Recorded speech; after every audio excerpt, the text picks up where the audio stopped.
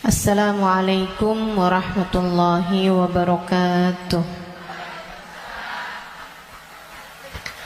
Alhamdulillah, wassalatu wassalamu ala Rasulillah Muhammad ibn Abdillah wa ala alihi wa sahbihi wa man wala.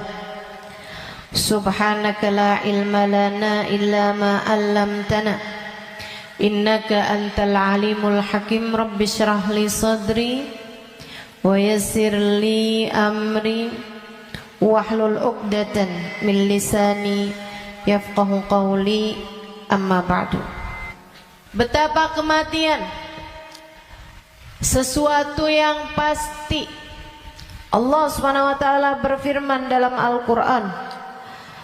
Kata Allah, fa'bud rabbaka hatta ya'tiyakal yaqin.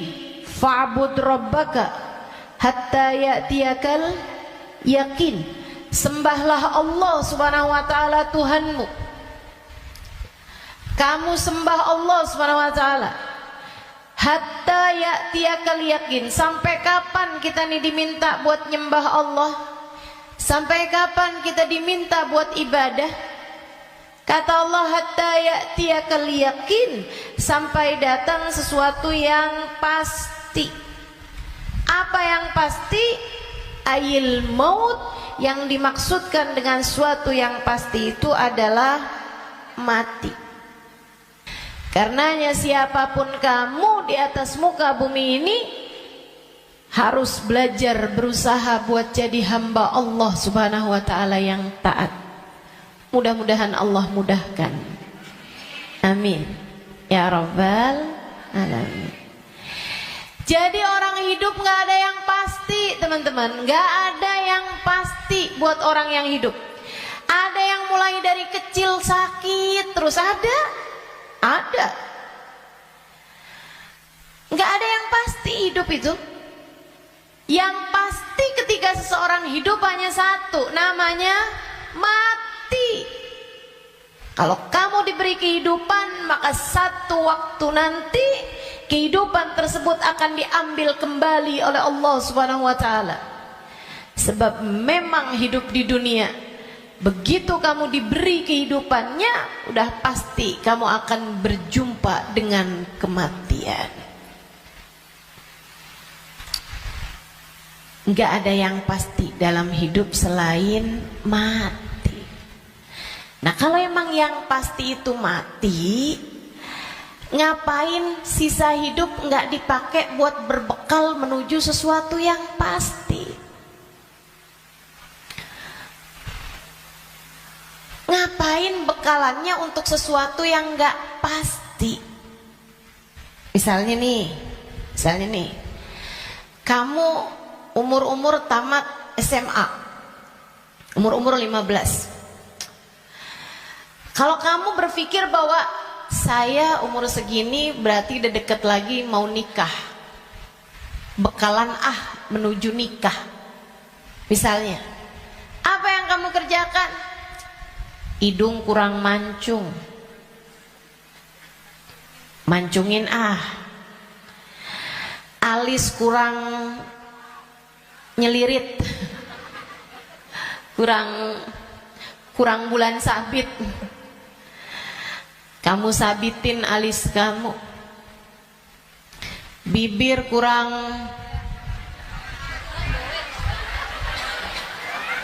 sekarang ini musim orang suka bibir lebar-lebar. Ya udah dah, saya tambahin biar agak turun bibirnya, biar doer bibirnya. Kalau kamu berpikir bahwa kamu akan menuju kepada kematian, kalau kamu berpikir kamu akan menuju kepada pernikahan, kamu kemudian berbekal menuju ke arah sana. Tapi kan sebenarnya nikahnya emang udah pasti? Belum pasti nikahnya. Betul? Orang hidup nggak pasti nikah, teman-teman. Berarti kalau kayak gitu gimana nih caranya nih? Gimana cara kita menjadikan hidup kita bermakna? Takutnya udah siap-siap, tahu-tahu nggak dapet, iya kan? Jangan, kan sia-sia. Kalau gitu yang pasti aja, kamu hidup biar bermakna, pastikan hidupmu adalah saatmu berbekal menuju kepada kematian. Saya tuh waktu SD kabarnya pinter. Mungkin ada guru-guru saya di sini. Selamat pagi Bu Guru. Kabarnya dulu pinter waktu saya sekolah. Saudaraku sekalian saya muliakan, tapi saya dulu selalu punya pikiran bahwa bisa jadi umur saya nggak panjang. Walaupun ternyata itu tidak terbukti ya. Sampai dengan sekarang saya masih ada di atas muka bumi ini, udah panjang hidup saya. Dulu itu saya selalu berpikir bahwa bisa saja umur saya nggak panjang. Saya SD, itu saya punya temen sekolah siang, sekolah madrasah, namanya Madrasah Al-Wasliyah. Saya punya temen meninggal dunia, masih seumuran saya gitu kurang lebih. Sejak saat itu saya kayak selalu berpikir bahwa bisa jadi umur saya nggak panjang, bisa saja saya juga meninggal dunia gitu. Akhirnya saya suka berpikir bahwa apa yang harus saya lakukan untuk menjadikan yang saya kerjakan bermanfaat kalau umur saya pendek. Akhirnya saya jadi mikir, kalau saya jadi dokter, umurnya harus panjang loh dokter itu, karena sekolahnya lama. SMP, SMA, kan saya ceritanya SD, SMP, SMA, kuliah.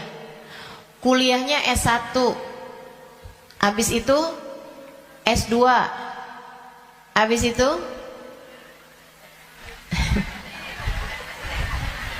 ST katanya. Buat jadi dokter spesialis itu kan mesti banyak sekolahnya. Apalagi kalau mau spesialis yang spesialis lagi gitu. Buat jadi dokter yang bagus. Artinya sekolahnya tuh panjang. Baru bisa jadi dokter yang hebat, dokter yang mumpuni di atas usia 30-an tahun, bahkan mungkin 40-an tahun. Habisnya itu dia praktek mengamalkan ilmunya. Berapa lama? Sampai ketika datang ajal menjemputnya. Manfaatnya ilmunya itu berapa lama? Untuk bisa dipraktekkan bermanfaat buat umat manusia gitu. Sampai dengan berapa lama? Sebentar aja berarti. Kita aja kalau udah dirawat sama dokter yang terlalu tua rada was-was. Betul nggak? Dokternya mau nulis resep, ambil kacamata dulu gitu kan. Terus nulisnya agak, tangannya gemeteran. Takut kita. Ini kalau misalnya dia ngelihatnya salah-salah gitu kan. Atau dia mau nyuntik, tangannya udah gemeteran. Waduh, udah kayaknya rada gimana gitu. Tapi kita sama dokter muda juga kita ragu-ragu. Betul gak? Coba tuh. Betapa ternyata mau jadi dokter aja itu umurnya cuman dari sekitar 40 sampai ke 50 atau 60 tahun dah gitu. Cuman segitu doang. Sisanya udah enggak tuh. Udah enggak maksimal. Saudaraku sekalian saya muliakan, saya jadi mikir gitu. Wah, kalau gitu nggak usah jadi dokter deh, takutnya umur-umur 30-an tahun saya meninggal, saya nggak bekalan apa-apa nih. Apa ilmu, apa hal yang bisa membuat saya bisa nggak nyesel kalau saya mati muda? Itu yang saya pikirkan lagi zaman saya SD. Hingga akhirnya saya memutuskan untuk saya akan belajar di pondok pesantren. biar saya kenal sama agama Allah, biar saya ngerti caranya jadi hamba Allah, biar saya kenal sama baginda pemimpin agama saya, baginda Nabi besar Muhammad, biar saya bisa dekat dengannya, hingga semoga begitu saya meninggal dunia saya dapat berjumpa dan bertemu dengannya. Itu harapan saya. Akhirnya saya belajar di pondok-pondok pesantren, terus belajar, terus belajar, terus belajar. Saudaraku sekalian yang saya muliakan, alhamdulillah saya rasakan ilmu saya udah bermanfaat dari sejak usia 20 tahun. Saya udah mulai mengajar dari usia 20 tahun. Dan saya mengajarnya dalam bahasa Arab di kota Tarim, Hadramaut, Yaman. Saudaraku sekalian saya muliakan, pada akhirnya kehidupan mengajarkan kita bahwa jangan mau memperjuangkan sesuatu yang tidak kamu bawa mati. Begitu saya belajar lama, saya jadi ngerti bahwa ternyata bahkan bekalan menuju kematian itu bukan ilmu yang banyak, bukan. Akan tetapi hati yang tersambung dengan Allah penciptanya.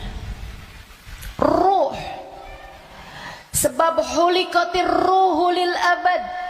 Ruh itu ketika diciptakan, ia diciptakan untuk selamanya. Ruh kamu ini teman-teman sekalian, ini yang akan kamu bawa mati. Hati kamu itu adalah ruh kamu, rasa kamu, ini yang akan kamu bawa mati. Kalau badan ini nggak akan kamu bawa mati. Begitu kamu mati udah tuh nggak ada lagi urusan sama badan. Badan kamu bisa dimakan merayap-rayap tanah dan habis. Bibir kamu yang selalu kamu lipstikin, wajah kamu yang selalu kamu bedakin, mata kamu yang selalu kamu celain, pakaiin celak, kuku-kuku kamu yang selalu kamu potong setiap kali ia memanjang, badan kamu yang selalu kamu rawat, kamu kasih makan, kamu bersihkan. Ini hanya akan menjadi makanan santapan rayap-rayap tanah, ulat-ulat tanah nanti akan masuk ke lubang-lubang hidungmu. Ia akan masuk dalam seluruh anggota tubuhmu dan kamu habis. Makanya katanya Sayyidina Ali bin Abi Thalib, siapa yang kerjanya buat badannya, siapa yang hidupnya hanya mementingkan urusan tubuhnya, silakan cari pahalanya kepada rayap-rayap tanah. Silakan minta balasannya kepada rayap-rayap tanah, ulat-ulat tanah. Mereka yang senang banget, wih mulus, ih badannya bagus, enak banget nih kita makannya, katanya gitu. Saudariku sekalian yang saya muliakan, bukan untuk itu kamu diciptakan, bukan untuk itu kamu diciptakan. Yang aslinya dari diri kamu adalah ruhmu, yang sejatinya pada dirimu tidak akan terpisahkan adalah hatimu.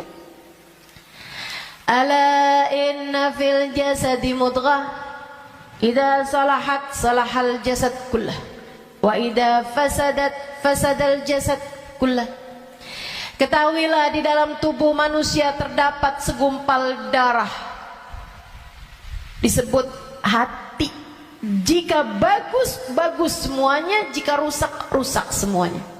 Ketahuilah segumpal darah tersebut adalah hati. Disitulah ruh ditiupkan.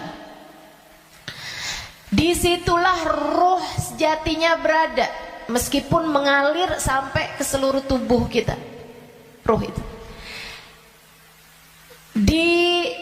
hembuskan saat janin badanmu itu berusia 4 bulan dalam rahim ibu kamu, ditiupkan lewat ubun-ubun. Makanya Bu, ketika Allah menciptakan batok kepala kita, itu semuanya udah full kecuali ada satu lubang kecil di ubun-ubun. Makanya kalau anak bayi ubun-ubunnya masih lembut, tulangnya belum keras, karena asalnya memang bolong. Kenapa Allah bolongin? Buat niupnya ruh, ditiupkannya ruh saat usia 4 bulan tuh dari situ. Rohnya dimasukin, ditiupkan oleh malaikatnya Allah Subhanahu wa taala.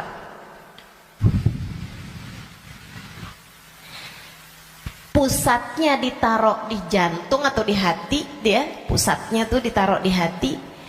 Menyebar ruh tersebut sampai ke ujung-ujung jari. Itu ruh. Kalau datang kematian, dicabut lagi dari ubun-ubun. Malaikat pencabut nyawa sama halnya dengan malaikat peniup ruh, itu memulai pekerjaannya dari ubun-ubun. Ini nyabut nyawanya juga dari sini. Dicabut dari atas kan, yang duluan hilang yang kaki. Makanya orang kalau mati tuh kakinya duluan yang dingin. Yang lain masih hangat tapi kaki udah dingin, itu berarti sudah memulai proses pencabutan nyawa. Sama kayak ada prosesnya bayi ketika keluar, makanya ada istilah pembukaan 1, bukaan 2, bukaan 3 tuh. Sama halnya juga dengan peniupan ruh. Ruh juga begitu. Ketika ditiupkan dan ketika dicabut itu juga seperti itu. Ada masa-masa berhentinya, namanya sakarat. Namanya sekarat. Ala inna lil mauti sakarat, kata Nabi Muhammad sallallahu alaihi wasallam. Ketahuilah, kematian ada sekaratnya. Kematian ada hentakan-hentakannya, enggak sekaligus. Kematian ada tahapan-tahapannya. Ditarik sampai ke lutut. Jadi yang dingin duluan, yang enggak ada ruhnya duluan kakinya. Tarik lagi sampai ke pusar. Pusar kita nih. Tarik lagi sampai ke ulu hati. Banyak orang yang kalau orang tersebut dimurka Allah Subhanahu wa taala, malaikat maut mencabut nyawanya dengan main-main. Dimain-mainin rohnya. Padahal sakitnya setengah mati. Kata Sayyidina Ali bin Abi Thalib, la darba bisayf 30 darbah ahab ilayya min sakrah min sakaratil maut. Badan saya dicacah-cacah pedang 30 kali cacahan pedang lebih saya sukai daripada 1 sakaratul maut. Sakit setengah mati. Buat orang yang suka main-main dalam hidupnya, ada banyak di antara mereka yang ketika ajal datang menjemputnya, malaikat maut memain-mainkan saat pencabutan nyawa. Sakitnya luar biasa. Tapi ada banyak juga hamba-hamba Allah yang hidupnya santun, yang hidupnya berakhlak pada Allah, nggak pernah main-main dalam hidupnya. Allah pun memudahkan saatnya sakaratul maut. Kayak doa orang-orang tua kita, Allahumma hawwin alaina fi sakaratil maut wan najata minan nar. Ya Allah, ringankan saatnya sakaratul maut. Dia nggak bilang, ya Allah jangan ada sakaratnya dong buat kematian saya. Nggak bisa gitu. Atau ya Allah jangan kasih saya sakit saat sakaratul maut. Nggak bisa gitu juga. Karena memang sakaratul maut itu sakit. Memang pasti sakit. Jadi yang diminta adalah Allahumma khaffif alaina fi sakaratul maut. Ya Allah, ringankan sakitnya sakaratul maut.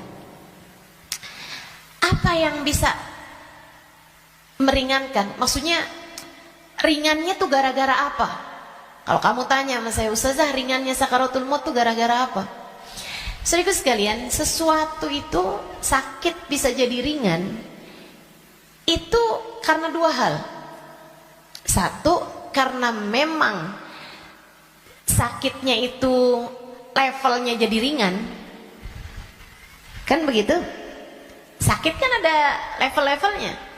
Memang Allah jadikan sakitnya itu ringan, jadi berkurang sakitnya. Itu banyak yang seperti itu, sehingga sakaratul mautnya kayak nggak sakarat gitu, karena sama sekali nggak kesakitan. Ada yang begitu, memang diringankan Allah Subhanahu Wa Taala. Level sakitnya memang diturunkan oleh Allah Subhanahu Wa Taala, semacam itu. Atau yang kedua, Allah alihkan fokusnya sehingga dia jadi kayak nggak berasa sakaratul maut, karena Allah memalingkan fokusnya bukan kepada sakitnya, tapi kepada sesuatu yang lain. Apa?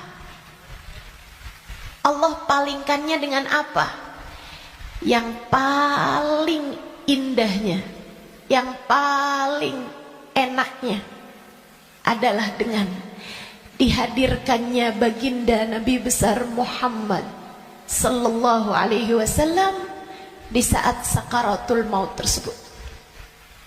Sakit, tapi enggak jadi terasa sakitnya sebab ia bisa lihat Nabi Muhammad. Sebab dihadirkan Nabi Muhammad untuknya. Sakit, tapi yang enggak terasa. Gimana coba? Gimana sakitnya mau terasa kalau kamu bisa ketemu Nabi Muhammad? Nabi Muhammad misalnya berkata kepadamu, selamat datang wahai umatku. Ya udah nggak ada lagi rasa sakitnya, teman-teman. Udah jadi indah semuanya. Banyak yang begitu juga. Kekasih berjumpa dengan kekasihnya di saat sakaratul maut. Banyak. Kita ustazah gak tahu deh. Minta aja, doa aja, walaupun gak pantas, biar gak nyesel. Betul gak? Betul gak? Mau doa tapi rasanya kayak gak pantas gitu ustazah. Orang kayak saya kematiannya dijemput sama Nabi Muhammad, emang gak pantas. Yang kayak kamu ngomongin orang, yang kayak kamu kalau sholat berantakan, betul? Ngarepin kematiannya dijemput sama Nabi Muhammad, siapa kamu? Betul gak? Sama. Saya juga berpikir hal yang sama denganmu. Siapa saya? Sampai saya berharap kematian saya dijemput sama Nabi Muhammad. Tidak ada di antara kita yang pantas. Gak ada di antara kita yang layak. Gak ada. Gak ada. Tidak saya, tidak kamu, sama. Tapi kita tetap berdoa, kita tetap meminta kepada Allah Subhanahu wa taala. Kali-kali aja doa kita diijabah. Ya siapa tahu ya kan? Siapa tahu. Soalnya takut kalau nggak minta nyesel. Sebab Nabi Muhammad itu dermawan. Sebab Nabi Muhammad itu dermawan. Kadang-kadang orang kalau dermawan tuh kita nggak bisa kira. Tahu-tahu memberi lebih dari yang kita minta. Itu sakaratul maut. Nanti habis cabut tuh dari pusar sampai ke dada. Dada, hati, itu teman-teman pusatnya. Allati tattali'u alal afidah. Sampai ketika roh tersebut nyampe di afidah, nyampe di dada, tempatnya hati kita itu, pusatnya. Makanya orang kalau ngerasa sakit hati pasti pegang dadanya gitu. Nggak ada yang pegang kepala, sakit hati saya, nggak ada. Apalagi pegang kaki, sakit hati saya, nggak ada. Pasti bilang sakit hati saya gitu. Yang dipegang dada, karena memang tempatnya ruh, pusatnya itu adanya di situ, hati kita. Itu sakaratul maut paling sakitnya tuh di situ, karena sumbernya tuh di situ. Baru kemudian dicabut lagi sampai ke ghargharah, sampai ke leher. Kau udah nyampe di ghargharah, hakikat kamu akan ditampakkan. Saat itulah kamu dibukakan langit, bisa lihat tempat balik kamu tuh surga atau neraka. Dan itu bisa terjadi tahun depan, dan itu bisa terjadi bulan depan, untukmu atau untukku.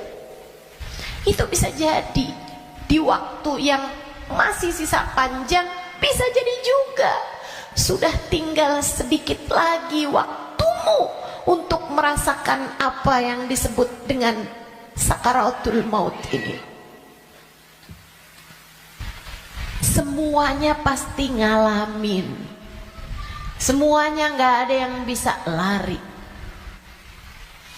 Saat ghargharah, saat nyawa udah sampai di tenggorokan, dibukakan pintu demi pintu, kata Nabi Muhammad. Ketika Nabi bercerita kepada Sayyidah Aisyah, ya Aisyah, man ahabba liqa Allah, ahabballahu liqa'ah, wa man kariha liqa Allah, karihallahu liqa'ah. Wahai Aisyah, siapa yang senang saat perjumpaannya dengan Allah, Allah pun senang berjumpa dengan dia. Siapa yang benci berjumpa dengan Allah, Allah pun benci berjumpa dengan dia. Ya Rasulullah, walakinnana nakrahul maut. Bukannya semuanya takut memati, Rasul? Takut kan gak senang? Bukankah kita semuanya takut mati, Rasul? Kalau takut mati kan artinya kita nggak seneng. Kalau kita nggak seneng, Allah nggak seneng juga dong ketemu kita. Nggak gitu Aisyah. Tapi nanti saat ghargharah, saat nyawa sudah di tenggorokan, Allah akan bukakan langit-langit, dan Allah akan perlihatkan tempat kembali bagi roh seseorang. Rohnya itu baliknya kemana? Siapa yang ketika dibukakan langit-langit tahu tempat kembalinya adalah neraka, dia pun takut ketemu sama Allah, dia benci berjumpa dengan Allah, Allah pun benci berjumpa dengannya, walaupun dia bunuh diri sekalipun. Dia bunuh diri nih, pengen mati kan orang bunuh diri. Tapi begitu ruhnya sampai di tenggorokan, begitu dia lihat tempat kembalinya adalah neraka, dia pun takut, kepengen gak jadi bunuh diri. Dia pun pengen balik hidup lagi, karena dia lihat ternyata tempat kembalinya adalah neraka yang sangat menakutkan. Dia benci berjumpa dengan Allah, Allah pun benci berjumpa dengannya. Sebaliknya, orang mukmin, orang yang tawadhu, orang yang hidupnya buat nyari Allah, walaupun sebenarnya takut, walaupun sebenarnya ngeri, tapi saat langit dibuka, dia diperlihatkan bahwa tempat kembalinya adalah surga. Dia pun rindu, dia pun ingin, dia pun cinta untuk berjumpa dengan Allah. Dia pun bahagia, dia sukacita berjumpa dengan Allah. Allah pun sukacita berjumpa dengannya. Allah pun suka untuk berjumpa dengannya. Nih, saat ghargharah ini Allah cerita dalam Al-Quran di surat Al-Mu'minun, hatta idza jaa ahadahumul maut qala rabbi rji'un la'alli a'malu salihan fima taraktu kalla innaha kalimatun huwa qailuha wa min waraihim barzakhun ila yaumi yub'atsun. Sadaqallahul azim. Kata Allah, sampai ketika kematian datang kepada kalian, ketika ruh sampai di tenggorokan, dia akan berkata, Rabbirji'un, balikin saya lagi ya Allah, balikin saya lagi ya Allah. Setahun, biarkan saya tinggal lagi di dunia setahun ya Allah. Gak boleh sebulan ya Allah, gak boleh seminggu ya Allah. Minggu depan deh ya Allah, matinya minggu depan aja. Gak boleh minggu depan, sehari ya Allah. Besok mati gak apa-apa, jangan sekarang.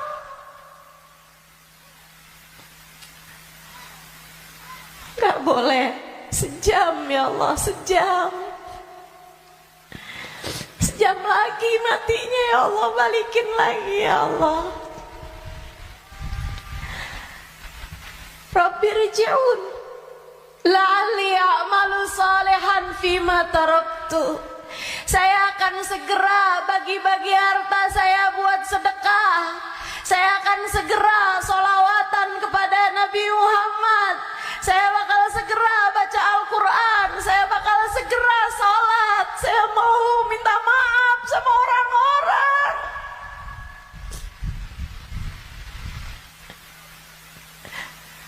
Saya mau minta maaf sama orang-orang. Sisakan untuk waktu walaupun 1 jam. La'alli a'malu salihan fima taraktu. Aku akan mengerjakan kebaikan yang selama ini saya tinggalkan.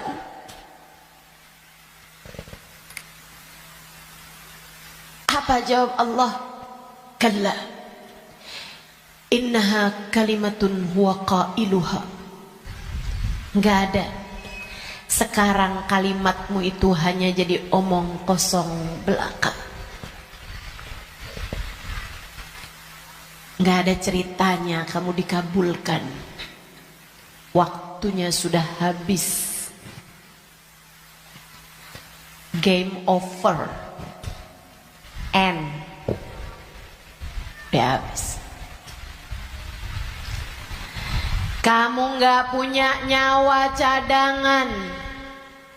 Kamu gak punya hidup simpanan. Kamu tidak sedang dalam masa percobaan. Begitu kamu masuk usia balik, semua sudah mulai tercatat untukmu. Tak ada lagi waktu untuk kembali. Innaha kalimatun huwa qailuha. Itu hanya sekedar kalimat disampaikan begitu aja. Kamu minta balik, enggak ada ceritanya. Wa min waraihim barzakhun ila yaumi yub'atsun. Sekarang waktunya kamu hidup di alam barzakh sampai hari kiamat datang. Dah tuh. nggak bisa balik lagi. Makanya serem sama kematian teman-teman, karena dekat. Aqrab ghaib yuntadhar, kata Nabi Muhammad. Perkara gaib yang paling dekat sama kita kematian. Si ini meninggal, si itu meninggal, si itu meninggal, si itu meninggal. Semua meninggal. Maka sebagaimana kamu melihat satu hari ada jenazah diangkut, satu waktu jenazah kamu yang diangkut. Sebagaimana kamu lihat ada nama seseorang, kamu dengar nama seseorang diumumkan di masjid, satu waktu namamu yang akan diumumkan di masjid. Kamu lihat satu hari ada nama seseorang muncul dengan ucapan berbelasungkawa, turut berduka cita,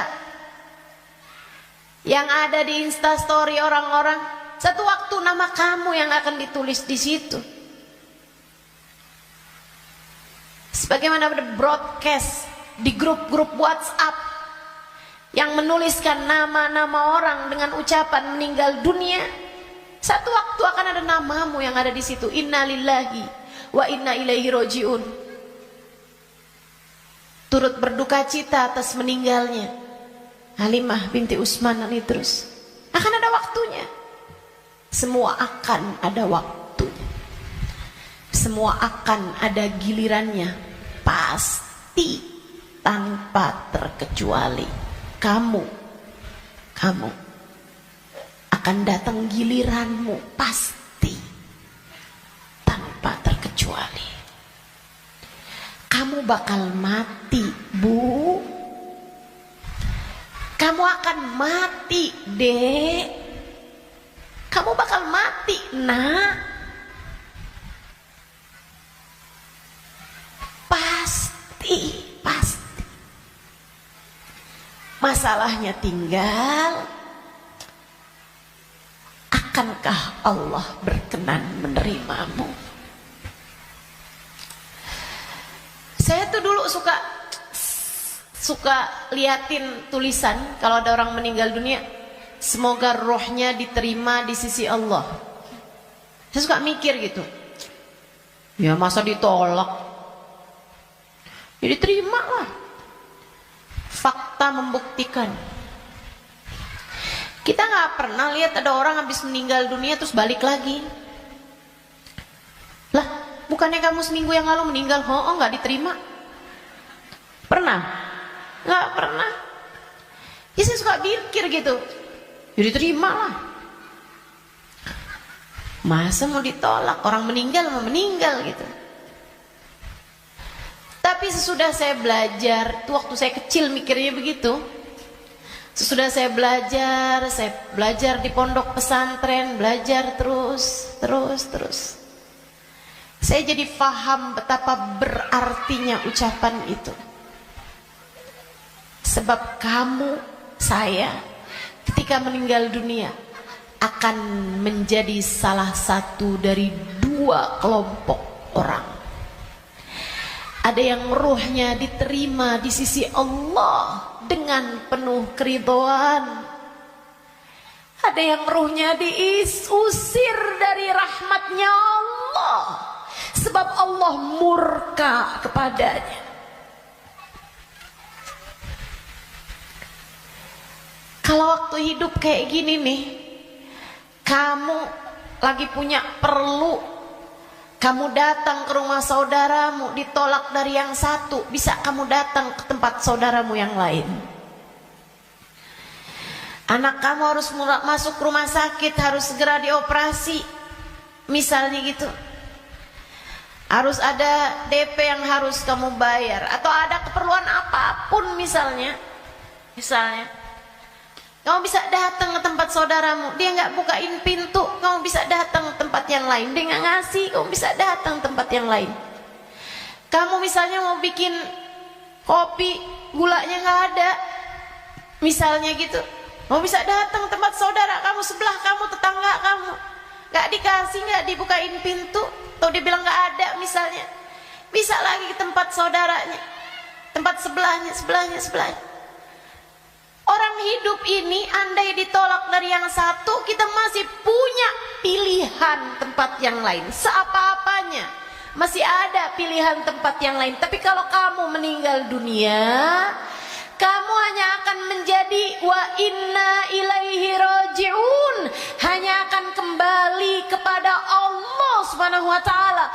Kalau pintu rahmatnya Allah tertutup darimu, kalau kamu diusir dari kasih sayang Allah Subhanahu wa taala, Allah tidak berkenan menerimamu, kemana kiranya kamu akan pergi?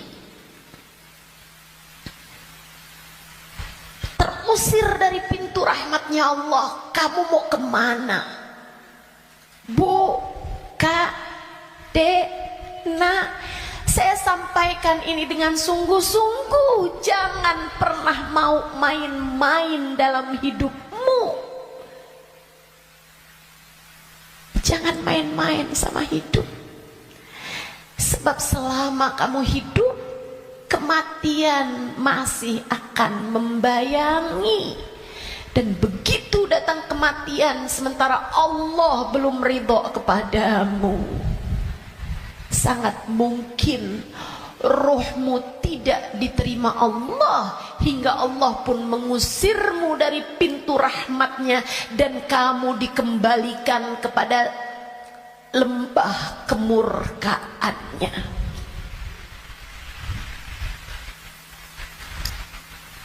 Dimurka Allah Subhanahu wa taala.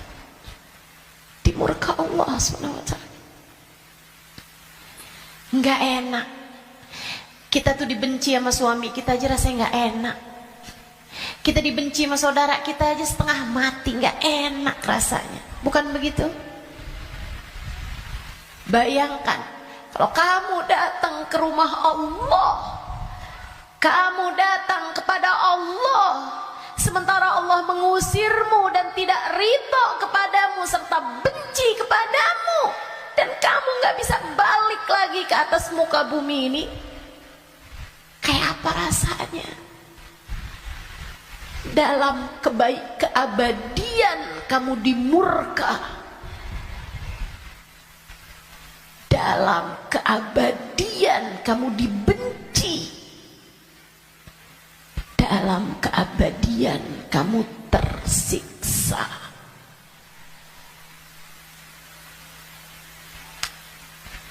Nggak akan sabar, nggak akan sabar.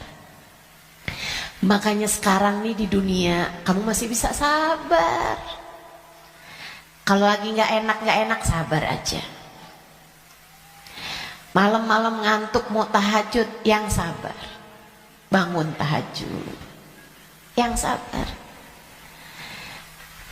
Biar nanti kamu nggak ketemu waktu di mana kamu tidak akan sabar menghadapinya.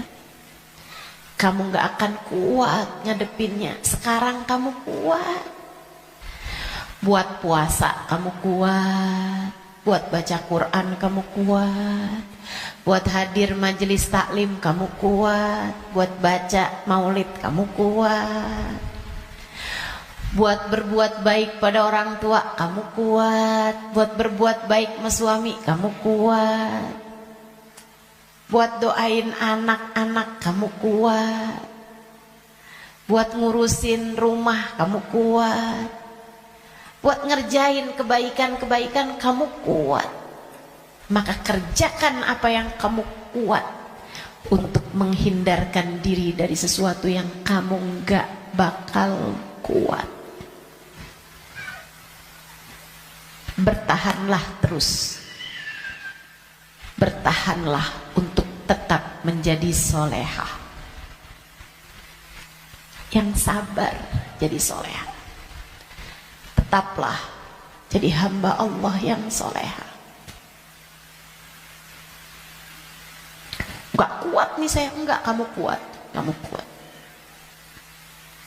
Saya gak kuat lagi Ustazah ngadepin suami kayak begitu. Kuat, kamu kuat.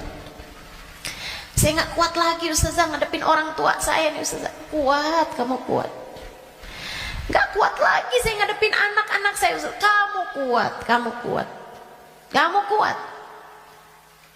Saya gak kuat puasa, kuat, kuat. Saya gak kuat tahajud, kuat. Kuat.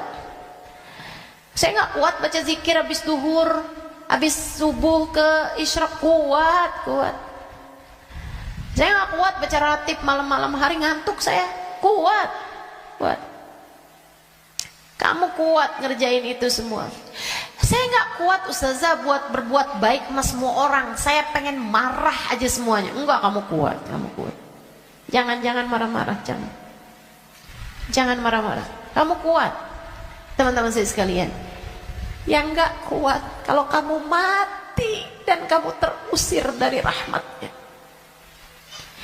Yang kamu nggak kuat kalau sampai di dalam kubur ruhmu disiksa, kamu nggak akan kuat. Yang nggak kuat kalau kamu datang malaikat yang menanyai dalam kuburan dan kamu nggak bisa jawabnya, hingga kemudian malaikat tersebut mulai menyiksamu, kamu nggak akan kuat. Sisanya di dunia ini kamu kuat. Saya dijahatin terus sama tetangga saya nggak kuat lagi. Kamu kuat. Saya ditinggalin sama teman-teman saya nggak kuat. Percaya saya, kamu kuat. Saya sakit ustazah, saya udah nggak kuat lagi. Kuat. Yang kamu nggak kuat kalau kamu sampai diusir dari rahmatnya Allah. Yang kamu nggak kuat kalau ruhmu keluar, dan bisa jadi itu bulan depan, bisa jadi itu minggu depan. Saat ruhmu keluar dan kamu ngelihat tempat kembalimu adalah neraka, kamu nggak akan kuat.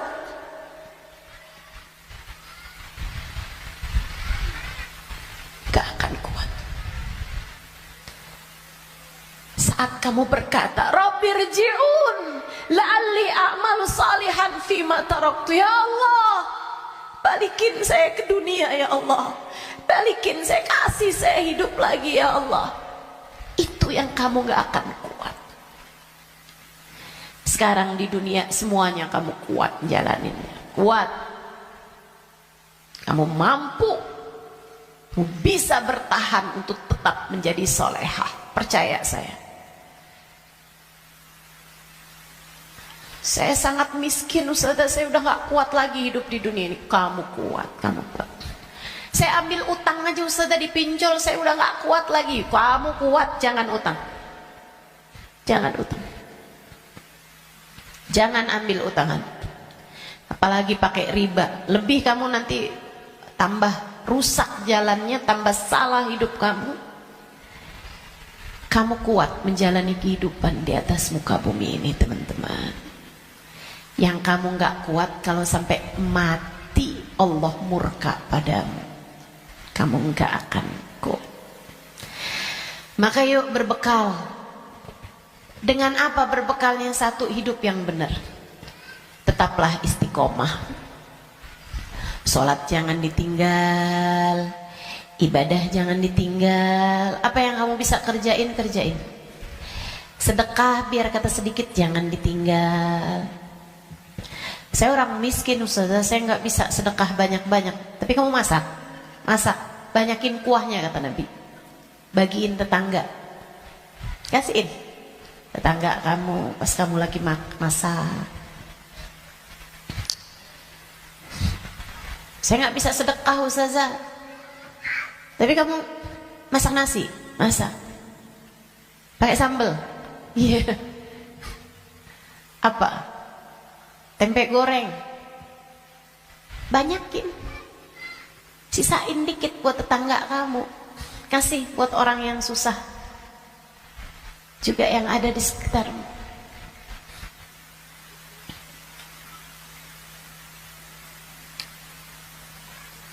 Itu pesan Nabi kita Muhammad SAW. Berbuat baik. Saya nggak bisa ustazah, saya nggak ada sesuatu yang bisa saya sedekahkan. Senyum bisa bukan? Kamu punya bibir? Ya punya sih ustazah. Ya udah senyum aja kalau gitu. Ketemu orang, bisa nyenengin orang, apa kabar? Sehat? Atau Saat kamu bangun di waktu malam, kamu angkat tanganmu, kemudian kamu bilang, ya Allah, sayangi tetangga-tetangga saya ya Allah, sayangi teman-teman saya ya Allah, ampuni dosa-dosa mereka ya Allah, orang di kampung saya ya Allah, ampuni dosa-dosanya ya Allah. Sedekah kamu buat mereka, kebaikan kamu buat mereka. Berbuat baik semampu yang kamu bisa, sebisa yang kamu mampu. Apaan aja, apaan aja. Bahkan sekedar kalimat pujian buat suami kamu. Alhamdulillah kamu sehat, saya senang kalau kamu udah sehat. Kata-kata yang enak gitu. Jangan sakit lagi ya, saya kesian kalau lihat kamu sakit, saya sayang sama kamu. Kalimat yang enak. Ganti deh, ganti kalimat-kalimat yang gak enak. Udah sehat kan, berarti bisa kerja lagi kan. Susah kalau kamu sakit nih. Terus kita mau makan apa kalau kamu sakit terus-terusan? Gak enak banget sih kalimatnya. Kamu bakal mati, maka pilihlah kalimat yang gak jadi penyesalan bagimu sesudah kematianmu. Yang bagus ngomongnya, yang bagus. Jangan sakiti hati orang. Iya Kak, Bu, Dek, ucapanmu kepada orang tuamu nak, yang bagus, yang bagus. Mama yang sehat ya Ma, mama yang sehat. Enggak kok, mama nggak pernah ngerepotin. Saya seneng ada mama. Tetaplah sehat Ma, tetaplah kuat Ma. Yang bagus ngomongnya. Nanti nyesel kalau kamu yang pergi atau mamahmu yang pergi.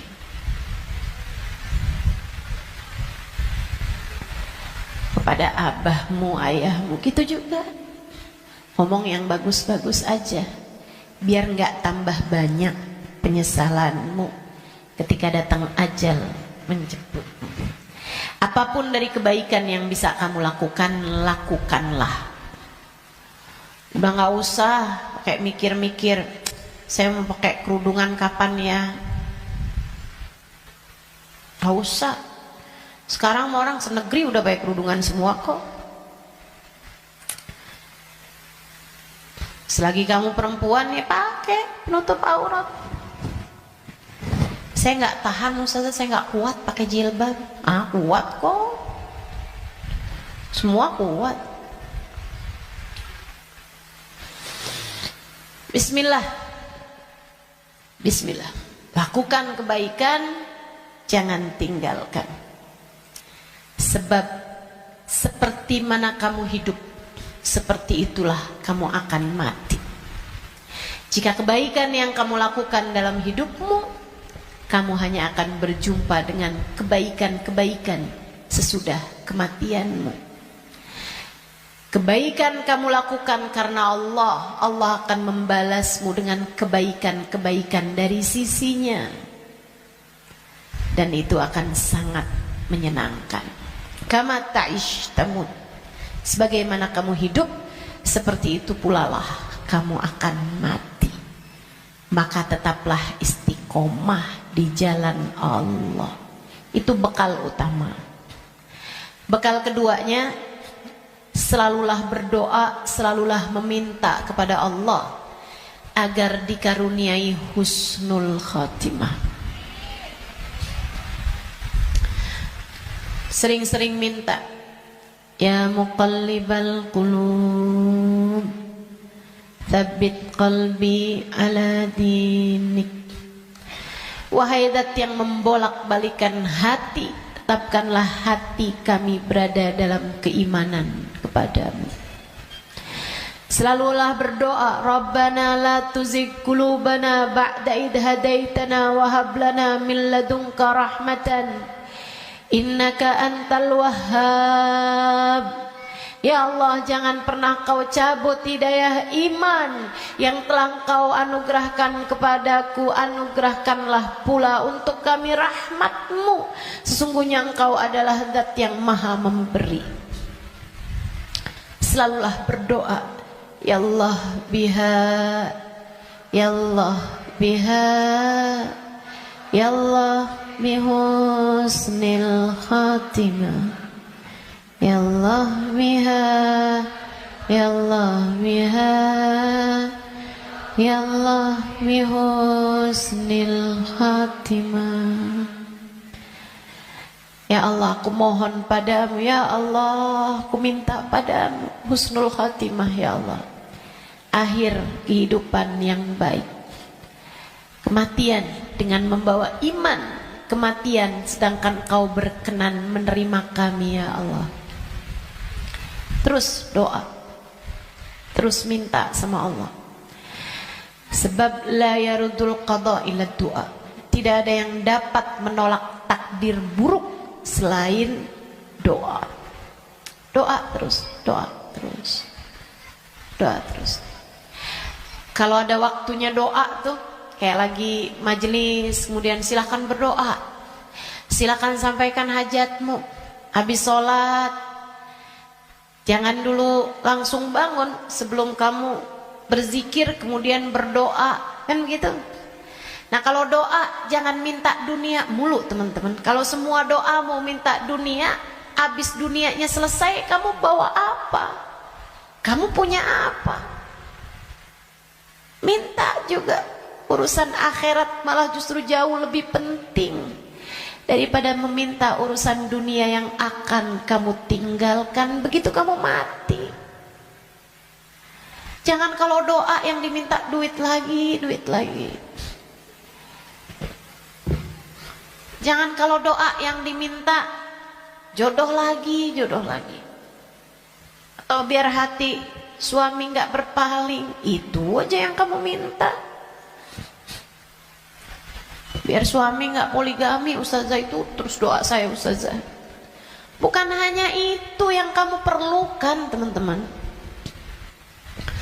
Doa urusan dunia tuh kalau bisa sekedarnya aja. Karena hidup di dunia ini qalil, sedikit, katanya Imamul Haddad, tabalagh bil qalili minal qalili. Bekalan dunia ini sedikit aja lah, karena dunianya itu emang sedikit. Dikit lagi juga mati. Kalau doa itu yang kiranya kamu gak nyesel begitu kamu masuk ke dalam alam kubur. Doanya minta apa? Minta husnul khotimah. Doa minta Allah ridha, minta biar Allah selamatkan, minta biar Allah bahagiakan kalau kamu ada di dalam kuburan, minta biar Allah bahagiakan ketika nanti kamu di padang mahsyar. Jadi begitu ajal datang menjemputmu, kamu masih punya simpenan dari doa-doa yang belum diijabah Allah SWT, yang belum kamu rasakan ijabahnya. Begitu kamu mati, kamu udah punya simpenan doa buat mahsyar. Begitu kamu mati, kamu udah punya simpenan doa buat kubur. Begitu kamu mati, kamu udah punya simpenan doa buat kiamat. Begitu kamu mati, saat di padang mahsyar dibangkitkan, kamu udah punya simpenan doanya. Tinggal tunggu ijabahnya. Nah kalau doanya belum pernah kamu doain, gimana mau ngarepin ijabahnya? Nah kamu gak pernah minta. Ya Allah, kubur saya, ya Allah, saya sekarang maunya kubur saya biar seneng, ya Allah. Ternyata kok nggak seneng, kata Allah. Nah, kamu nggak pernah minta. Di dunia yang sering mintanya, biar nanti kamu dapat ijabahnya. Di dunia yang sering minta, ya Allah, jadikan kami ada dalam rombongan Nabi Muhammad. Jadikan kami ada dalam rombongan umat Nabi Muhammad, ya Allah. Jangan cuma di majelis maulid aja doanya. Saat tahajud tuh kamu doa, minta, ya ya Allah, nanti di akhirat ya Allah, jadikan saya ada dalam rombongan Nabi Muhammad. Biar nanti begitu kamu mati, kamu udah punya simpenan doanya, tinggal nunggu ijabahnya. Kata Allah, ud'uni astajib lakum, mintalah, niscaya akan aku beri. Jadi di akhirat kamu tinggal nungguin saat doamu diijabah. Sebab kalau kamu mintanya nanti gitu kan di akhirat, ya itu tadi kata Allah, innaha kalimatun huwa qailuha. Kalimatmu tuh gak ada artinya lagi, gak ada maknanya lagi. Sebab akhirat bukanlah tempat berbuat. Dunia ini tempatnya berbuat. Akhirat hanyalah tempat untuk dibalas. Kalau saatmu di dunia kamu hanya minta dunia, apa yang kamu persiapkan buat sesudah kematianmu?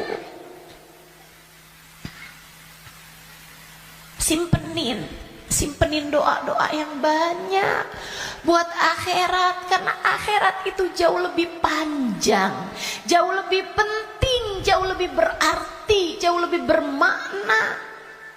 Dunia ini hanya sebentar, teman-teman. Jangan sampai nyesel. Jangan sampai nyesel. Doa tidak pernah hanya sekedar. Itu adalah semua yang kamu perlukan. Kita semua perlu doa. Semua perlu doa. Makanya banyak-banyak doa. Minta sama Allah agar kehidupan kamu sesudah kematian menjadi kehidupan yang menyenangkan. Amin ya Rabbal. Satu tadi istiqomah taat, bekal menuju kematian ya. Yang kedua tadi apa? Doa. Yang ketiga, teman-teman saudaraku sekalian, bekal menuju kematian itu ampunan dari Allah Subhanahu wa taala. Itu bisa kamu dapat dengan memohon ampunan, beristighfar dan bertaubat, meninggalkan dosa-dosa. Kamu mau berbekal menuju kematianmu, tinggalin dosa. Tinggalin dosa. Tinggalin dosa. Udah deh, ucapkan selamat tinggal buat dosa-dosa. Adik-adik yang sudah umur 20-an tahun belum datang jodoh, Ustazah saya pacaran ya. Jangan. Kenapa Ustazah?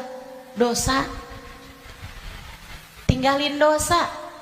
Kamu belum tentu punya waktunya buat taubat. Kamu belum tentu sisa waktumu itu mencukupi untuk kamu bertaubat.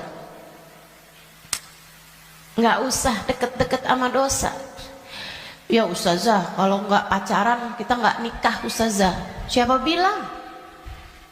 Banyak kok orang-orang nikah nggak pakai pacaran. Dan banyak juga orang pacarannya sama siapa, nikahnya sama siapa. Betul? Betul? Ngapain kamu menghabiskan energi, menghabiskan rasa hanya untuk menjaga jodoh orang? Ngapain?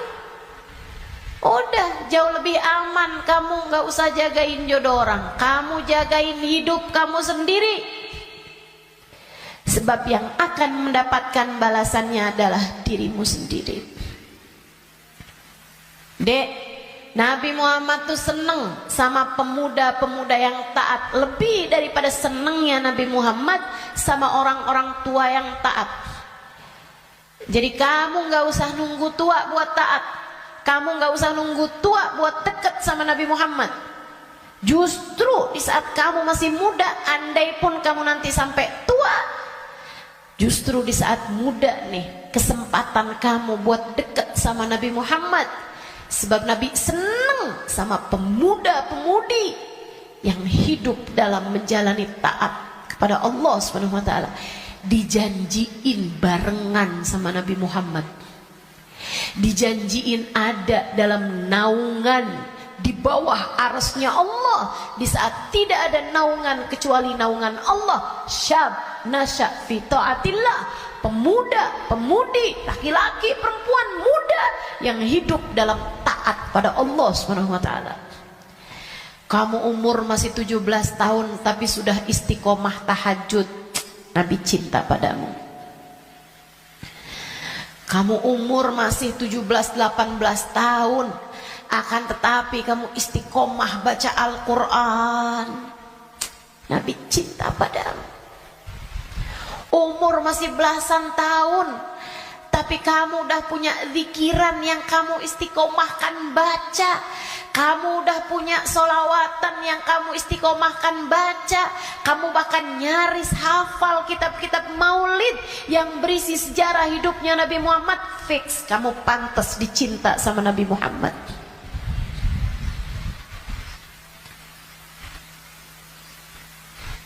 Kamu punya kesempatan besar untuk bisa jadi orang yang kelak di hari akhirat nanti membersamai Nabi Muhammad. Tinggalin dosa, dek, tinggalin dosa. Gak ada pentingnya. Kamu gak akan seneng nantinya sama dosa itu. Kelihatannya kayak bagus tapi bikin sumpek. Kelihatannya kayak enak tapi bikin hati gelap. Kelihatannya kayak membahagiakan, padahal itu hanya akan menyusahkan hidupmu saja. Tinggalin dosa. Semua yang ada di sini, yang tua, yang muda, tinggalin dosa, tinggalin dosa. Itu cara kamu biar bisa berbekal menuju kematian yang indah. Yang terakhir, kamu pengen berbekal menuju seindah-indah kematian adalah dengan mencintai orang-orang soleh. Gaulmu itu loh benerin. Gaulnya sama orang bener, biar kamu bisa bener. Sayangnya sama orang bagus di mata Allah, orang soleh, orang solehah. Sayangnya sama ulama, sayangnya sama guru-guru, gitu kan? Sama ustadz, sama ustadzah, sama kiai, sama bunyai, sama habib, sama habibah, muhbabah. Itu bikin kamu bisa jadi orang-orang yang meninggalnya nanti dalam keadaan-keadaan yang indah. Tentu di akhirat kita semuanya ingin dikumpulkan dengan orang-orang baik. Maka kalau kamu di akhirat nanti dikumpulkan orang baik, caranya adalah bersamalah dengan mereka dari sejak di dunia. Bersamalah dengan mereka dari sejak di dunia. Hadirlah di majelis-majelis ilmu, yang seneng dengerin kajian-kajian dari para ulama, yang seneng melantunkan bersama-sama maulid, solawat, istighfar bareng-bareng, doa bareng-bareng, qiyam bareng-bareng. Kebersamaanmu dengan apapun di dunia akan membuatmu bersama di akhirat nanti dengan orang-orang yang kurang lebih sama. Hadirnya, senangnya di majelis-majelis ilmu, majelis-majelis dzikir, majelis maulid kayak begini, sangat pantas nanti dikumpulinnya di akhirat dengan orang-orang soleh-solehah. Kamu pikir orang-orang soleh-solehah kumpulnya di mana kalau bukan di tempat-tempat yang semacam ini? Makanya ayo bismillah, cintai mereka.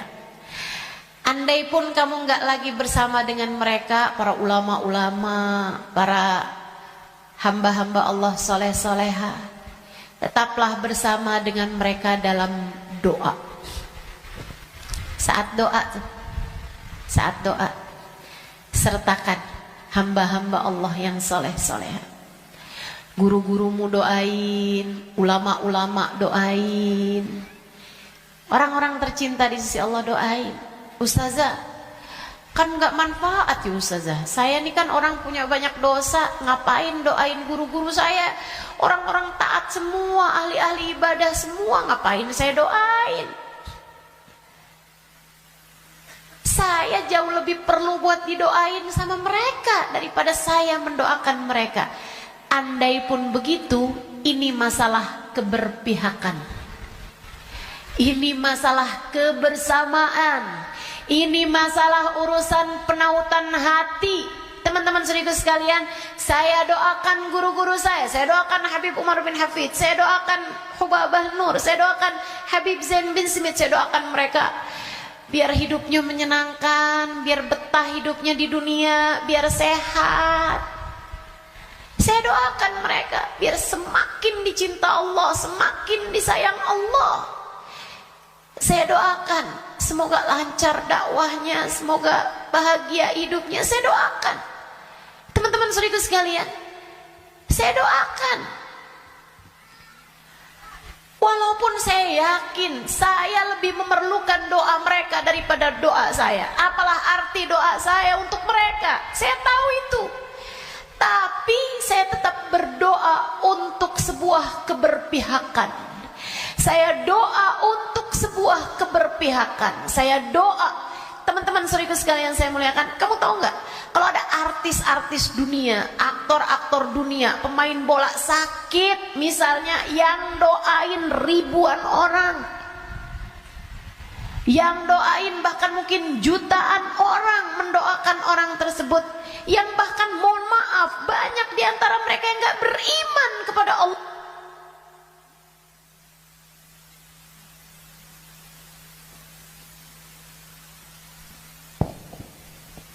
Yang bahkan banyak di antara mereka yang tidak beriman kepada Allah Subhanahu wa taala. Kenapa orang-orang mau mendoakan orang tersebut? Itu dia tuh namanya keberpihakan, penautan hati. Kita doain guru-guru kita walaupun kita merasa kita lebih perlu doa mereka daripada doa kita, daripada mereka terhadap doa kita, biar Allah tahu ada orang-orang soleh dalam lisan-lisan kita. Biar Allah tahu ada mencintai para ulama di dalam hati kita. Biar Allah lihat hati kita punya cinta yang besar kepada hamba-hamba yang tercinta di sisi Allah. Pada akhirnya biar Allah tahu kita ada di jalan mereka. Kita ada di jalan mereka. Biar semoga di akhirat nanti Allah membersamakan kita bersama dengan mereka. Penting mencintai orang-orang soleh. Sebab almar'u ma'aman ahab, seseorang di akhirat nanti hanya akan dikumpulkan dengan orang yang dia cintai. Dan yang paling penting buat kita cintai, nomor satu, yang ada di puncaknya adalah baginda kita Nabi besar Muhammad. Maka bekal terbesar untukmu datang di negeri akhirat adalah dengan kamu mencintai dan banyak menyebut nama Nabi Muhammad dalam solawat-solawatmu kepadanya. Kata beliau, siapa yang suka memuliakan akhir-akhir segala sesuatu, Allah akan memuliakan akhir kehidupannya dengan husnul khotimah. Allah itu menjadikan al-umur bi khawatimiha. Segala urusan tergantung dari bagaimana akhirnya. Kata Nabi kita Muhammad sallallahu alaihi wasallam, al-umur bi khawatimiha. Segala urusan tergantung dari bagaimana akhirnya.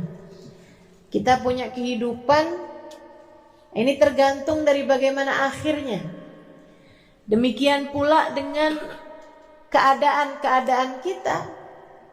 Allah SWT menjadikan akhir-akhir segala sesuatu tuh yang paling bagusnya. Kayak makanan aja, kata Nabi Muhammad, al-barakah fil akhir. Berkah adanya di akhirnya. Makanya jangan ninggalin sisa di makanan. Yang paling berkahnya justru ada pada bagian akhirnya. Saudaraku sekalian saya muliakan, hari nih sepanjang hari sama sepanjang malam. Yang paling bagus bagian akhirnya. Sepanjang hari ini paling bagusnya saat menjelang maghrib, saat sore tuh, jelang-jelang maghrib. Sama waktu paling afdol bahkan dalam sehari semalam adalah bagian terakhir dari waktu malam, thuluthul lailil akhir, sepertiga malam yang terakhir. Bahkan dalam hadis Nabi Muhammad SAW mengatakan, Innallaha yanzil fi thuluthil lailil akhir wa yunadi hal min mustaghfirin hal min taib. Sesungguhnya Allah Subhanahu wa taala turun di sepertiga malam yang terakhir, kemudian manggil-manggil, mana nih di antara hambaku yang mau bertaubat, yang mau kembali, aku akan terima.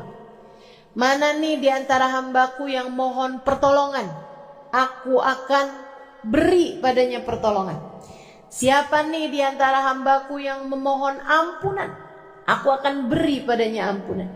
Hal min talib hajatin, siapa nih di antara hambaku yang meminta satu hajat, fauniluhul matalib, maka aku akan kabulkan segala hajat-hajat. Waktu paling mustajab di akhir malam, sesaat menjelang subuh. Sampai-sampai dikatakan ma'uqitatil wilayah illa fi jawfil lail, tidak diberikan kewalian kecuali di malam yang sangat gelap, di kegelapan malam. Kapan kegelapan malam? Malam semakin gelap, pertanda fajar sebentar lagi terbit. Artinya bahwa waktu paling gelapnya malam adalah di bagian terakhirnya malam. Nah, itu para wali-wali jadi wali karena mereka ada di waktu tersebut sedang munajat, sedang berdoa, sedang meminta, sedang ibadah pada Allah Subhanahu wa taala. Jadi kalau lagi mikir gitu, jangan-jangan saya wali. Coba diingat-ingat, tahajudmu gimana? Ibadahmu di waktu malam gimana? Yang masih banyak tidurnya kayak kita ini, udah deh, yang penting selamat, gak usah ngarep jadi wali. Sedikit sekalian, waktu paling mustajab, waktu paling berkah di akhir bagian malam. Demikian pula dengan akhirnya minggu, hari Jumat. Hari Jumat itu akhirnya minggu. Nah itu kan paling afdol. Hari dalam seminggu paling afdolnya adalah hari Jumat. Sedikit sekalian saya muliakan. Kemudian akhir bulan, itu namanya ayyamus sud, hari-hari gelap. Sunnahkan untuk berpuasa, sebagaimana disunnahkan pula untuk berpuasa pada hari-hari terang, yaitu ayyamul bid, tanggal 13, 14, 15 dari tiap bulannya. Nah, itu merupakan waktu-waktu yang mustajab, termasuk juga yang segera akan kita jelang secara khusus, yaitu akhir tahun kita ini, waktu yang sangat mulia. Beliau mengatakan, Habib Umar bin Hafid mengatakan, kamu kalau pintar menghormati akhir tahun, akhir hari, akhir malam, gitu kan ya, akhir dari segala sesuatu kamu suka muliakan, maka Allah SWT akan memuliakan hidupmu dengan akhir yang terbaik. Kita nih hidup nih, mau kayak gimana kita jalaninnya, tetap nilainya tuh di bagian final. Sama tuh kayak orang lomba mau maraton kah, lomba mau cepet-cepetan setir mobil misalnya, lomba mau cepet-cepetan apapun aja, itu urusannya sama akhir, teman-teman. Gak ada orang ceritanya lomba maraton siapa yang paling cepet jalan di awal, gak ada. Pasti apakah dia nyampe garis finish apa enggak, apakah dia nyampe bagian akhirnya apa enggak. Yang awalnya santai-santai bahkan paling belakang, kalau akhirnya dia sampai di garis finish dalam keadaan paling awal, dia terhitungnya adalah juaranya. pemenangnya. Demikian pula dengan hidup kita. Andai ada orang sepanjang hidup berbuat dosa, kata Nabi kita Muhammad sallallahu alaihi wasallam, "Lau anna imra'an," andai ada seseorang dia ngerjain perbuatan dosa sepanjang hidupnya, kemudian di akhir hidupnya dia bertaubat, di akhir hidupnya dia kembali, kemudian dia diakhiri hidupnya dalam keadaan baik, maka dia akan masuk ke dalam surga Allah Subhanahu wa taala. Orang nih kafir sepanjang hidup, begitu akhir kehidupannya masuk Islam, biar kata baru semenit masuk Islamnya, surga akhirnya. Semua tergantung dari gimana akhirnya. Sehingga sekalian saya muliakan, namun sebaliknya juga, dan ini yang kita ngeri. Andai ada orang ngerjain taat seumur hidup, tapi akhir kehidupannya dia mengerjakan dosa yang membuat Allah Subhanahu wa taala murka hingga mencabut iman dari dalam hatinya, dia mati su'ul khatimah, maka tak ada jatah darinya dari kesenangan akhiratnya Allah Subhanahu wa taala. Dia hanya akan menjadi salah satu dari calon-calon penghuni api neraka. Semua tergantung dari bagaimana akhirnya. Nah, kita mau menuju akhir kehidupan kita nih. Gak ada loh orang yang jalannya mundur menuju kematian, gak ada. Gak ada orang yang tambah lama, tambah muda tuh gak ada. Emang tambah lama ya tambah tua, teman-teman. Tambah lama, tambah deket mau waktunya mati. Itu udah pasti. Karenanya kalau kepengen akhir kehidupannya dalam keadaan baik, yuk belajar buat memuliakan akhir-akhir segala sesuatu. Salah satunya adalah dengan kita memuliakan akhir tahun kita ini. Sehingga semoga nantinya saat akhir kehidupan kita, Allah memuliakan kita dalam husnul kematian yang indah, kematian yang bagus, kematian yang bagus. Nah, apa nih yang mesti kita lakukan nih di akhir-akhir tahun semacam ini, teman-teman saudara sekalian? Yang paling penting mesti banyak-banyak minta ampunan dari Allah Subhanahu wa taala. Istighfarnya mesti kita perbanyak.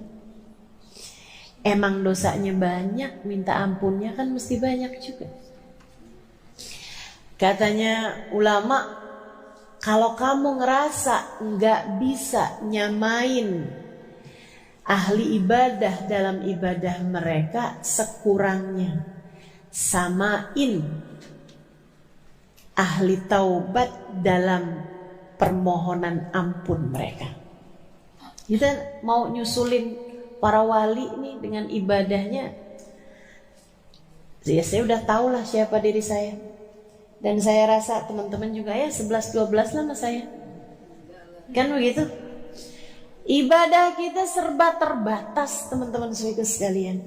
Quran kita terbatas, sholawatan kita terbatas. Ibadah malam kita terbatas, sedekah kita terbatas, lapar puasa kita terbatas, apalagi jaga hati kita terbatas, apalagi segala macam saya terbatas. Kayaknya yang gak terbatas itu cuma dosa.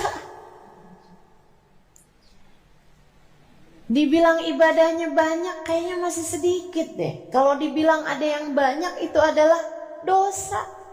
Sehingga sekalian saya muliakan, kita rasanya kayak putus asa buat nyamain ahli ibadah dengan ibadah-ibadah mereka. Kalau saya baca tuh ibadahnya para walinya Allah Subhanahu wa taala, nggak usah yang jauh-jauh teman-teman saudaraku sekalian. Ibadahnya Ubabah Khadijah binti Syekh Abu Bakar bin Salim, saya temui beliau.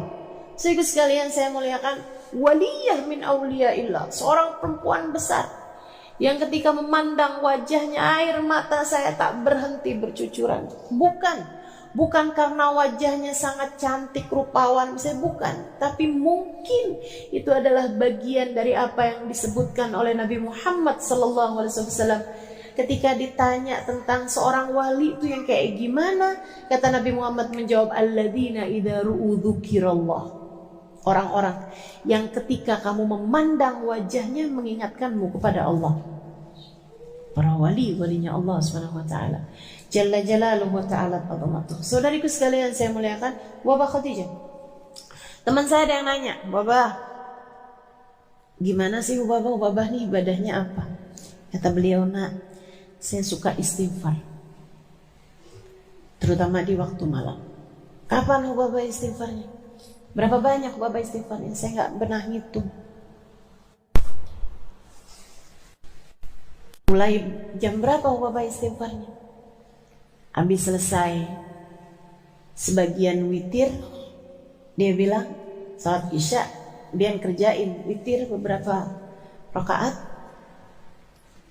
Beliau bilang habis makan malam, mulai itu saya duduk siapin 5 kurma sama air. Dia bilang saya mulai baca istighfar yang beliau baca, astaghfirullah lil mu'minin wal mu'minat. Itu istighfarnya Wabah Khadijah. Ya Allah, saya mohon ampun untuk semua orang Islam, baik laki-laki maupun yang perempuan. Astaghfirullah lil mu'minin wal mu'minat. Dia bilang saya baca itu nggak saya hitung, sampai saya berasa haus, saya minum air, sampai nanti saya berasa mulai lapar, saya makan, mulai pengen istirahat, saya makan 1 kurma, saya minum airnya, saya baca lagi. Ntar udah kayak berapa lama gitu kan, mulai kering tenggorokannya, minum airnya lagi, makan kurmanya. Dia bilang kalau udah 5 kurma selesai, udah tuh saya berdiri. Jam berapa kira-kira Hubabah? Ketika biasanya dia bilang ketika saya mendengar suara tarhim di masjid di malam besok. Itu ibadah para hamba-hamba Allah Subhanahu wa taala. Jalla jalaluhu ta'ala azamatuh. Teman-teman sekalian saya muliakan, para walinya Allah Subhanahu wa taala, kasih Allah Subhanahu wa taala, demikian keadaan mereka. Gak usah jauh-jauh. Mungkin Wabah Khadijah masih agak nggak kelihatan mata gitu. Teman-teman sekalian, Hubabah Nur, teman-teman semua, alhamdulillah, matanya telah diizinkan Allah memandang wajah wanita mulia itu. Wabah Nur binti Habib Muhammad bin Abdullah Al-Haddad alaiha ridwanullah. Itu saudaraku sekalian saya muliakan, tiap malam baca ratib. Dulu tuh kalau baca ratib, baca la ilaha illallah, la ilaha illallah, itu cuma 40. Lama-lama naik 50, lama-lama naik 100. Lama-lama 500. Sekarang ini udah 1000. Saya baca ratib sama beliau di salah satu perjalanan, kok la ilaha illallahnya lama banget. Saya bilang, wah Baba, khalasna, itu udah selesai nih baca. Dia bilang alaf Halimah. Ya Allah Tuhan, alaf banyak. Masya Allah. Beliau, saudariku sekalian saya muliakan, ada tuh teman-teman saya ajakin waktu itu bulan Ramadan. Habis selesai buka puasa, diundang sama beliau sholat berjamaah, lagi kurang sehat. Maghrib, habis selesai sholat maghrib, beliau yuk awabin masing-masing nggak jamaah. Habis selesai awabin, beliau bilang, Halimah, saya kalau bulan Ramadan gini saya qadha sholat biar kita dapat nih pahalanya kan lipat-lipat nih kalau bulan Ramadan. Barangkali ada sholat kita dulu yang kurang sempurna. Beliau kemudian qadha sholat maghrib, qadha sholat maghrib, isya qadha sholat isya gitu ya, qadha sholat maghrib berjamaah. Udah habis selesai beliau bilang, kita mau sholat tasbih. Tahu kan sholat tasbih? Isya, abis isya, ba'diyah isya ma'awabin 6 rakaat. Abis itu sholat qadha 3 rakaat maghrib. Abis itu sholat tasbih 4 rakaat dengan baca tasbihnya kan 300 kali itu kan. Masya Allah, Masya Allah. Sampai teman-teman saya pada bolak-balik nanya, Ustazah sholat apa lagi nih? Ini sholat apa lagi? Kita belum selesai apa sholatnya. Masya Allah. Ubah. Segitunya beliau bilang, saya ini lagi kurang sehat, Halimah doain. Saya bilang nih kita nih dapetin kurang sehatnya Hubabah. Sehatnya kita aja kayak gak nyampe gitu. Gimana kalau beliau pas lagi sehatnya? Subhanallah, subhanallah. Ibadah, teman-teman sekalian. Ibadah. Kita nggak bisa nih nyamain ibadahnya ahli ibadah. Ya sekurangnya lah kita nyamain istighfarnya, permohonan ampunnya ahli taubat. Biar jangan sampai ibadah banyak kagak, dosa banyak iya tapi nggak dapetin ampunan banyak. Biar sekurangnya ibadahnya kurang, dosanya banyak. Istighfarnya, permohonan ampunnya juga biar banyak. Insya Allah. Jadi di akhir tahun semacam ini teman-teman sekalian, yuk kita banyak-banyakin istighfar. Banyak-banyakin mohon ampun. Banyak-banyakin minta pada Allah SWT, ya Allah ampuni, ya Allah ampuni, ya Allah ampuni. Istighfarnya kita perbanyak. Bangun tidur kita minta ampun. Habis selesai sholat kita minta ampun. Ini kan jalan-jalan banyakin istighfar. Sambilan ngapain kita istighfar. Istighfar terus minta maaf. Minta ampun sama Allah SWT. Allahumma anta rabbi wa ana abduk. La ilaha illa anta khalaqtani. Ya Allah, Engkau adalah Tuhanku, aku adalah hamba-Mu. Ya Allah, Engkau telah menciptakan aku. Khalaqtani fa ana abduka wa ana ala ahdika wa wa'dika mastata'tu. Kau telah menciptakan aku, maka semestinya aku menepati janji dan melaksanakan perintah-perintah-Mu. Tapi ya Allah, abu'u laka bi ni'matika alayya wa abu'u bi dzambi. Kau datang padaku dengan berbagai macam kenikmatan, sementara aku datang padamu dengan bertubi-tubi dosa. Faghfirli fa innahu la yaghfiru dzunuba illa anta. Ampuni aku ya Allah, tak ada yang dapat melakukannya selain Engkau. Perlu banyak ampunan, teman-teman. Kita ini perlu banyak ampunan. Minta ampun dilebihin dari biasanya di akhir-akhir hari ini, di 10 hari terakhir dari tahun ini. Minta maaf sama orang-orang di sekeliling kita. Bukannya lebaran, Ustazah kemarinan udah. Iya lagi. Terutama kadang nih kita minta maaf sama orang-orang yang jauh sama kita. Teman-teman SD segini tua ya. Teman-teman pas lagi reunian gitu kan. Kita minta maaf sama orang-orang luar-luar sana tuh. Tapi gilirannya orang-orang dekat kita kadang kelupaan. Mesti serius minta maaf sama anak-anaknya. Mesti serius minta maaf sama suami. Apalagi yang masih ada orang tua, mesti serius minta maaf sama orang tua. Kita ridho sama orang tuanya. Mesti serius minta maaf sama yang ada di rumah kita. Kalau ada pembantu rumah tangga, yang paling banyak kita interaksi, yang paling banyak berkemungkinan kita berbuat dosa. Ya kan? Semakin jarang ketemu kan semakin jarang mestinya kita berbuat salah sama dia. Tapi giliran yang sering-sering ketemu ini kan yang paling mungkin. Ada ucapan kita yang gak benar, gak enak. Ada perlakuan kita yang menyinggung perasaan. Ada perbuatan kita yang merendahkan. Dan seterusnya. Buat yang pada masih punya suami, penting buat minta halal, minta ridha suaminya. Gak usah nunggu sakit.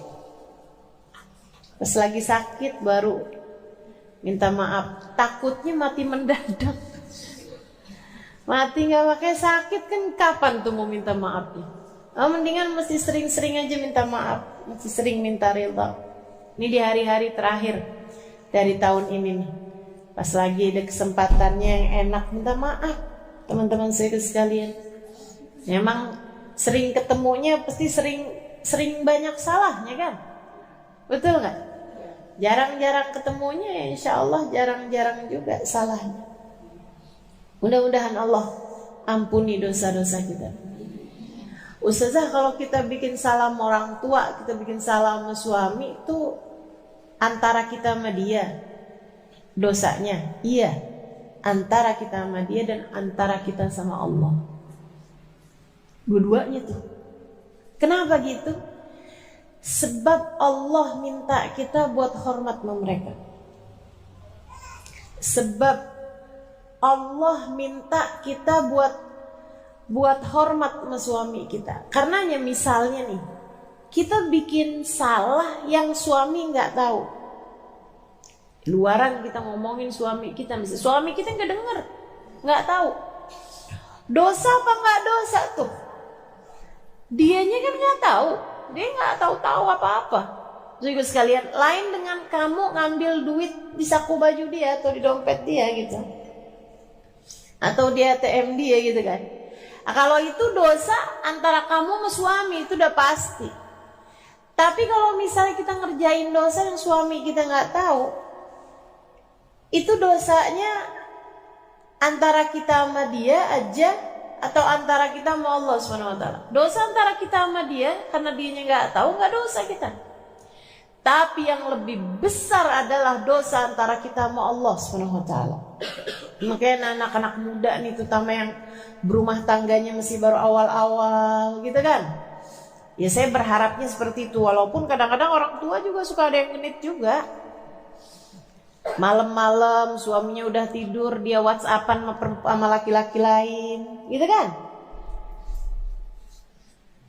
Dia ngeliat, di scroll misalnya, terus dia kirim DM ke laki-laki di luaran sana,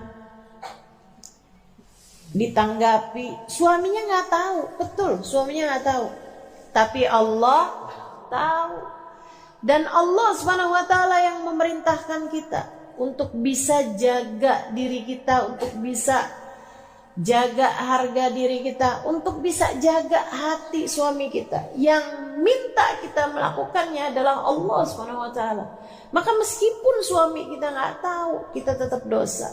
Karena dosanya bukan hanya urusan antara kita dengan suami, melainkan dosa antara urusan kita dengan Allah Subhanahu wa taala. Jalla jalaluhu ta'ala. Karena ya teman-teman sekalian, paling banyak tuh kita punya salah pasti sama orang yang paling banyak kita berinteraksi sama dia. Mesti serius minta maaf. Termasuk ibu-ibu sekalian kepada anak. Kita nih masih punya banyak pemikiran bahwa orang tua tuh gak pernah bikin salah sama anak. Siapa bilang? Siapa bilang? Kayak yang mesti minta maaf tuh anak sama orang tua. Itu iya. Anak mesti minta maaf sama orang tua. Itu iya, betul. Tapi bukan berarti orang tua gak punya salah sama anak. Banyak. Dari kecil kita ngajarin mereka cinta dunia. Apa gak salah tuh? Salah. Kamu nak mesti belajar yang pinter, biar kamu kaya. Nanti kalau kaya kamu dihormati orang. Gitu kan? Kita menanamkan hal yang salah dalam pikiran anak-anak kita, bahwa kemuliaan